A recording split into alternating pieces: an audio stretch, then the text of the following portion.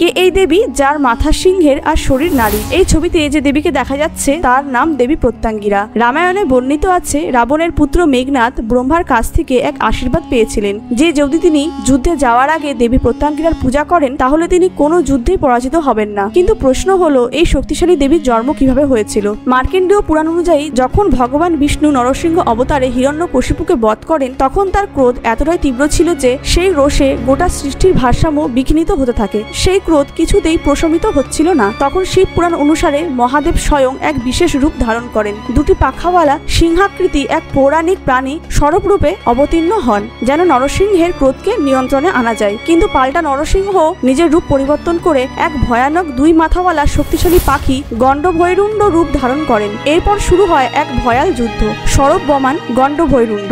এই যুদ্ধ এতটাই বিধ্বংসী হয়ে উঠেছিল যে সমগ্র পৃথিবী ধ্বংসের মুখে পড়ে যায়। তখনই সৃষ্টিকে রক্ষা করতে আদ্যাশক্তি নিজের এক ভয়ঙ্কর রূপে আবির্ভূত হন। তার আবির্ভাবেই এই প্রবলকারী যুদ্ধ থেমে যায়। দেবী প্রত্যঙ্গিরার আরাধনা করা হয় কালো বা তান্ত্রিক শক্তির দুষ্টু প্রভাবকে নষ্ট করার জন্য। তিনি একমাত্র সেই শক্তি যিনি অশুভতাকে নির্মূল করে সর্বত্র শান্তি ও সুরক্ষা নিশ্চিন্ত করেন। এই দেবী আজও তন্ত্র সাধনা জগতে এক অতি প্রবলশালী শক্তি হিসেবে পূজিত হন।